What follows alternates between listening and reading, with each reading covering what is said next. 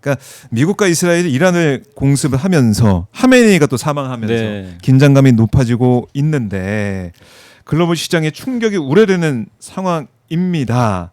오늘 우리 증시는 쉬어서 어떻게 보면 다행이라는 생각도 들긴 하는데 미국 증시가 오늘 열리지 않습니까? 네. 지금까지 선물 뭐 지수나 이 상황들 어떻습니까? 그 선물도 한 1% 정도 빠지는 것 같고 그러니까 아, 예상을 뭐 안 한 건 아니죠. 왜냐하면 이제 네. 이게 이란을 칠 거라는 뭐 의견도 있었고 아 설마 중간 선거 있는데 치겠냐 유가 튈 텐데 네. 뭐 그런 의견도 있었는데 어쨌든 이제 공격을 했기 때문에 시장이 이제 그걸 좀 반응을 하는 것 같고 지금 뭐 국제유가도 한 7% 8% 아까 한 10% 넘었다가 예. 조금 이제 상승폭은 줄긴 하더라고요. 아이고. 금값도 1% 정도 올랐고 근데 우리가 생각했던 것만큼 뭐 그렇게 뭐 유가가 엄청나게 오른 건 아니에요. 왜냐하면 이란은 뭐 아시겠지만 베네수엘라하고는 다르거든요. 베네수엘라는 원유 생산이 전 네. 세계에서 0.8%밖에 안 되지만 이란이 한 3% 정도 차지해요. 전 세계에서 차지하는 비중이 꽤 큰. 예. 네, 또 산유기 거기 또 호르무즈예요. 그러니까요. 네, 거기가 이제 전 세계 원유 해상 물동량이 한 21%가 글로 가니까. 그러니까 이게 이제 봉쇄가 되면은 예, 맞아요. 당장 이 타격이 올 것 같은데. 네, 그래서 이제 그런 좀 불확실성이 있어서 일단 예. 이제 유가가 오른 건 맞는데 지금 근데 이제 변수가 거기 이란 지도자가 이제 바로 사망을 했단 말이에요.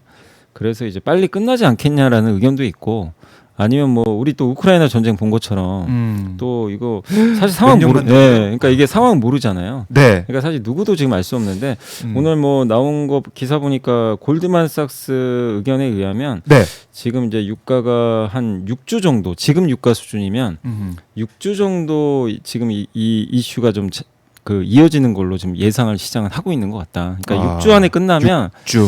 네, 그러니까 뭐 전쟁이 완전 끝난다기보다는 뭐 서로 또 협상도 하고 막 그러면서 이제 지정학적 리스크 강도가 줄어들면 네. 6주 안에 뭐 이제 그런 것들이 좀 가시화된다면 시장은 지금 어느 정도 6주까지는 좀 이어진다는 걸 반영을 했기 때문에 네. 빠르게 안정될 수 있는데 만약에 이제 6주면 뭐 다음 달이죠. 다음 달 중순 넘어서도 뭐 상황이 계속 격화되고 이러면 네. 상당히 좀 우리나라 시장 특히 좋았잖아요. 그렇죠. 이 상승 경로가 좀 또 훼손될 수도 있기 때문에 결국 지금 핵심은 그거 같아요. 시간인 것 같아요. 시간. 예, 이게 얼마나 좀 빨리 끝나느냐. 그게 좀 관건이 된 것 같습니다. 그렇네요. 근데 트럼프 입장에서는 빠르게 끝내고 싶어 할 거 아닙니까? 네, 당연히 그래요. 중간 선거도 네, 있고. 맞습니다. 당장 이제 미국 증시가 영향을 받을 수밖에 없는데 네. 이걸 빨리 마무리하고 상승으로 가야 된다는 생각을 하고 있어서 오늘 아침에 보니까 이란 새 지도부 뭐 대화할 수 있다 네, 이런 네, 얘기를 하고 맞습니다. 이란 국민들한테 빨리 나와서 이걸 바꿔라. 사실상 맞아요. 뭔가 촉구하는 이런 메시지 나오고 네. 이거 상황을 빨리 끝내고 싶어하는 마음은 트럼프 대통령이 큰 것 같아요. 트럼프 대통령 입장에서는 일단 지금 친 거는 이제 올해 11월에 중간 선거니까 하반기 할 수는 없거든요. 그렇죠. 그 시간이 없어요 거기는 뭐 그러면 하반기 가면 아예 그냥 카드 자체가 없기 때문에 그리고 최근에 또 관세 위헌 판결도 맞았고 그렇죠. 그러니까 사실 대통령이 권력 남용한 거거든요. 엄밀히 따지면 그죠. 대법원에서 그러니까, 그렇기 때문에 받았습니다. 본인의 입지가 굉장히 좁아졌고 뭐 그리고 이제 보통 그럴 때 외부로 저 시선을 좀 돌리는 경우들이 있잖아요. 예. 그래서 전쟁 날 거라고 의견을 줬던 분들이 이제 그런 좀 시각들이 좀 있었는데 그게 정확히 맞았죠. 예. 그리고 얼마 전에 다카이치 총리도 뭐 네. 선거 보셔서 아시겠지만 지지율이 엄청나잖아요. 뭐 70. 근데 그 이유 중에 하나로 거론되는 게 중국을 때려버렸어요. 사실은.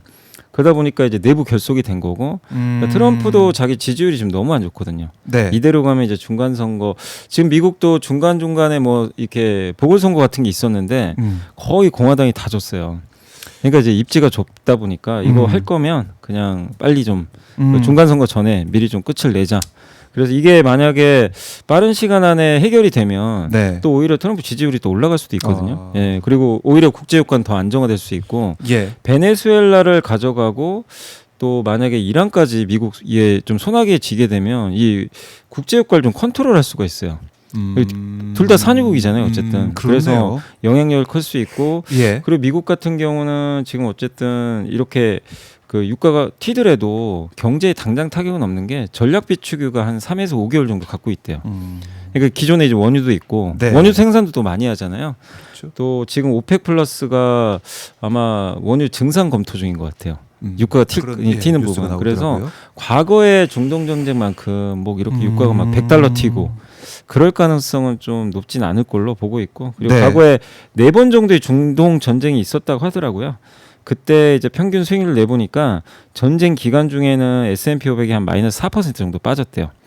근데 어쨌든 이제 전쟁이 끝나고 나선 대부분 다 회복이 됐기 때문에 결국 그 속도의 문제인 것 같아요. 그 시간의 전쟁. 문제다. 그게 빨리 끝날수록 금융시장은 빨리 회복되는 거고 늦어지면 늦어질수록 뭐 급나간다는 게 아니라 이게 이제 시장이 계속 좀 위축될 네. 수밖에 없는. 그러니까 불안정성을 얼마나 빨리 타파하느냐 이런 문제이기도 한데, 그러니까 이게 증시에 그렇게 큰 영향, 그러니까 기간으로 봐도 긴 영향을 주지 않을 것이다. 일단은 트럼프의 의지나 또 전망을 보더라도 이렇게 오래 걸리지 않을 것이다. 우크라이나 전쟁처럼 되지 않을 것이다.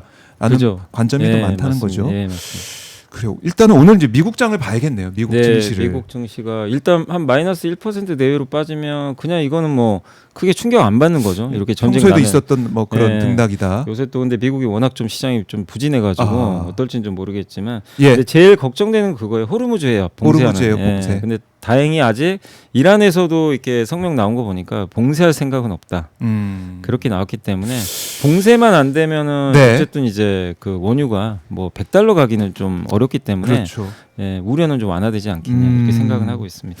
현재 진행형이기 때문에 우리가 시장을 주의 깊게 보면서 미국 반응, 이란 반응 이게 좀 봐야 될 것 같은데, 자, 이제 미국장은 미국장이고 국장이 제일 핫하지 않습니까 요즘에? 6,300을 찍은 이제 코스피였는데, 그러니까 오늘 장이 안 열린 건 다행이죠. 일단은. 그죠, 이제 좀 피해간 거죠. 피해간 거죠, 하루. 네, 근데 이제 이게 내일 어떤 식으로 반영할지는 한 번에 또 반영되니까. 그거는 일단 좀 봐야 될 것 같고. 근데 지금 또 선물 지수 보니까 저희가 얘기한 시간에 좀 나스닥 선물이 좀 올라가고 있어요. 올라가고 있다고요? 오히려? 줄였어요. 마이너스 0.5까지. 아까 제가 마이너스 1이라고 하셨는데. 지금 갑자기 저도 뭐 뉴스는 아직 안 봐가지고 마이너스 0.52%까지는 좀 회복이 됐습니다. 이렇게 되면은 내일 시장이 열렸을 때 뭐 이른바 뭐 검은 월요일, 그러니까 날짜에 붙이는데 요일을 검은 화요일이 될 가능성은 그렇게 높아 보이진 않아요. 그러니까 만약에 미국이 근데 오늘 본장을 열어봐야 되니까 또 오늘 장중에도 여러 뭐 뉴스들이 나올 수도 있잖아요. 그렇죠. 그러니까 우리가 감히 예단은 못하지만 못하죠. 그냥 지금 갑자기 이렇게 나스닥 선물도 오르고 사실 국제유가도 우려보다는 별로 안 오르거든요. 아까 10% 넘게 올랐는데 지금 플러스 5%까지 떨어지고 있어요. 유가도. 그렇게 보면 그렇게 보면 시장에서는 이제 저희도 뭐 얘기한 것처럼 좀 단기에 끝나지 않겠냐. 일단 그렇게 좀 생각을 하고 있는 게 아닌가. 이렇게 좀 바라보고 있습니다. 뭐 트럼프 대통령도 뭐 4주 얘기를 했었는데 더 빨라질 수 있다 뭐 이렇게 얘기를 하던데, 그러니까 시장에서는 이거 그렇게 뭐 큰 뭔가 펀더멘털이 훼손되거나 큰 일이 날 정도는 아니다라는 그런 반응을 일단은 보이고 있습니다. 근데 지금 우리 코스피가 정말 뜨겁잖아요. 6,300선. 예상하셨습니까, 이사님은? 이 정도까지 이 속도로 언젠간 갈 거라고 언젠간 갈 거다. 근데 이렇게 빠를 줄 몰랐죠, 저도. 근데 그 이유가 뭐냐면 5천하고 6천을 너무 빨리 갔잖아요. 뭐 4천까지는 우리 예상 수준 정도로 갔는데 이제 작년 말이 4천이었으니까. 근데 1, 2월 만에 지금 2달 동안 코스피가 얼마 올랐냐면은 45% 올랐더라고요. 근데 이게 더 놀라운 게 보통 우리가 미국이 안 가면 잘 안 가는 나라인데 미국 항상 보고 미국장 보고 코스피 예측하고 그랬는데 나스닥은 마이너스 2%예요. 연초 이후로. 근데 우리는 45% 플러스가 난 거예요. 그러니까 이런 거는 제가 본 적이 없거든요. 그러니까 너무 이제 좀 사실 이제 전문가들도 놀랄 것 같아요. 좀 당황스러울 수 있어요. 왜냐하면 이거는 옛날에 분석 잘하시는 분들도 이런 공식은 본 적이 없다 보니까. 근데 그 배경은 뭐냐면 일단 이제 외국인들이 주식을 뭐 파는 것도 있지만 국내 증시에 대한 시각이 옛날보다 좀 달라진 게 한국 증시 전체에 대해서 일단 정부가 좀 끌고 가잖아요. 정부가 저도 이제 금요일 날 너무 놀란 게 아니 어쨌든 대통령도 정치인인데 정치인이 자기 아파트 팔아가지고 이 주식 사겠다. 나는 그게 아니 뭐 그게 뭐 쇼라는 분도 있어요. 근데 그거는 중요한 게 아니에요. 메시지를 던져버린 거잖아요. 그러니까 돈 벌고 싶으면 주식해라. 국내 주식을 하라고 지금 대통령이 직접 언급을 한 거기 때문에 되게 중요한 메시지거든요. 이거는 뭐 다른 걸 떠나서라도 그렇다면 끝까지 그냥 주식 부양 하겠다는 얘기예요. 그 의지를 일단 보여준 거고. 그 다음에 지금 우리나라는 부동산에 돈이 많이 묶여 있잖아요. 그러니까 이 돈들을 어떻게든 혹시 투자 목적으로 부동산 산 사람은 메시지를 주는 것 같아요. 빨리 주식으로 바꿔라. 약간 저는 좀 그런 느낌이 들었어요. 뭐 제 해석이 맞을지 모르지만 그렇네. 대통령의 그 금요일날 그 메시지를 보고 처음엔 이제 너무 좀 놀랬죠 저도.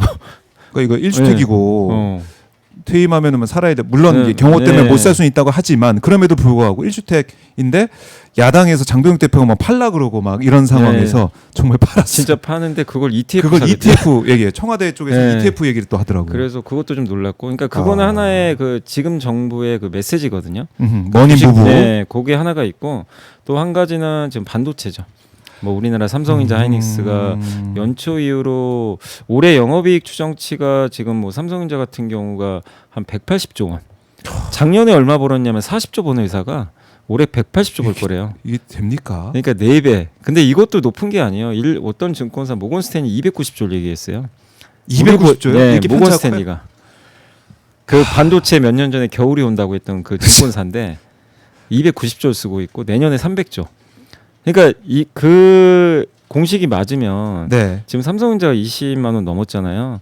이게 비싼 건 아닌 거죠. 그 이익이 만약에 맞아버리면. 맞다면 네, 비싼 그러니까 게 아니라 이제, 20만 원인데도. 근데 올해 어쨌든 1월부터 2월까지 삼성전자 하이닉스가 이끌었던 건 이제 반도체 가격 오르고 공급은 적고 수요는 계속 많고, 예, 뭐 아시죠? 뭐 AI 때문에 데이터 센터 지어야 되니까. 그래서 그러니까 이게 참 역설적인 게 뭐냐면 그 삼성전자 하이닉스의 고객은 거기잖아요. 구글이나 뭐 예를 빅테크. 들면 뭐 빅테크들이죠. 예. 그들이 이제 엔비디아 통해서 주문을 이렇게 들어오는 맞아요. 건데 그들은 주가가 왜 안 가냐면 데이터 센터를 지어야 되니까 돈을 엄청 쏟아 부어요. 근데 이 돈들이 옛날에는 어디로 그러니까 갔죠? 왜 그 이 서학개미 분들이 왜 미국 주식을 좋아했냐면 M7이 돈을 많이 벌었잖아요. 예. 그 돈을 주주한테 돌려줬단 말이야. 주주와는 많이 했죠 그동안. 뭐 맞아요. 자사주 매입 자사주 소각도, 매입 네, 뭐 배당도 하고. 예. 그래서 꾸준히 올랐어요 몇 년 동안 그 돈들이. 근데 지금은 갑자기 작년부터 이 빅테크가 바꿉니다. 저희 주주들한테 줄 돈이 없어요. 지금 데이터 센터 지어야 돼요. 막 여기다 막 투자해. 투자를 해요. 그럼 이 돈이 어디로 가면 삼성전자한테 가는 거예요. 이 공식이 바뀌었어요. 그렇네. 그러니까 이제 우리가 과거처럼 M7 하면 나한테 돌아오는 게 많겠지가 아니라 네. 지금 M7을 투자하는 M7이 번 돈이 네. 어떻게 보면 우리나라 국내 주식으로 가는 거예요. 예. 삼성전자 하이닉스 주머니로 들어가요. 그런데요. 그러니까 코스피가 날아갈 수밖에 없는 이 구조가 생겨버렸어요. 지금 와. 갑자기 이게 완전히 뒤집어져 버린 거예요. 그러다 보니까 한국은 지금 연초 아까 말씀드린 45%, 나스닥은 마이너스 2. 이 차이가 벌어진 거예요. 그러니까 미국 주식을 하는 분들은 저 많은 돈을 버는 게 내 주머니에 들어올 거다. 이 기대로 계속 이제 맞아요. 장기 투자. 그래서 성과 좋았잖아요. 그동안은 이제 미장하는 게 정말 잘하는 거다 이런 얘기가 맞아요. 국장탈출진흥성 네. 이런 게 있었는데. 근데 그게 이제 왜냐면 그래서 항상 여러분들이 그 세상 돌아가는 걸 업데이트를 잘 하셔야 되는 게 제일 중요한 게 미국이잖아요. 우리 증시도 결국엔 정부 정책도 있지만 미국이 저런 식으로 안 하면 6천 가는 건 쉽지 않은 거예요. 근데 결국 미국 빅테크의 정책이 바뀌어 버렸잖아요. AI 안 하면 지금 힘드니까 몇 년 후에 미래가 없어요 그들도. 그러니까 지금 돈을 엄청나게 쏟아붓고 있는데 그 돈이 일단 지금은 반도체로 들어가니까 그렇네. 한국 증시가 강하다. 이 구조를 이해하시면 이게 미국 증시가 그러면 앞으로 다시 주도주 되고 한국은 또 옛날처럼 들어가고 이렇게 생각하긴 쉽지 않다는 그럴 거죠. 수 이건 있겠네요, 저는 좀 지금. 당분간은 구조적인 변화 아닌가. 그래서 그래서 두 가지죠. 정부의 머니무브. 정부의 머니무브. 또 한 가지는 미국 빅테크의 전략 변화. 이 두 가지가 한국 코스피를 이렇게 좀 바꿨고 네. 이게 구조적이라면 6천에서 많이 올라서 쉴 수는 있죠. 예, 있겠지만 급등했으니까 쉬는 기간이 있을 수 있지만 근데 끝은 아니다. 상방에도 열려 있다 이렇게 보시는 예, 거예요. 저는 그렇게 생각하고 있습니다. 6,300까지 왔는데도 상방이 열려 있다. 그래서 하나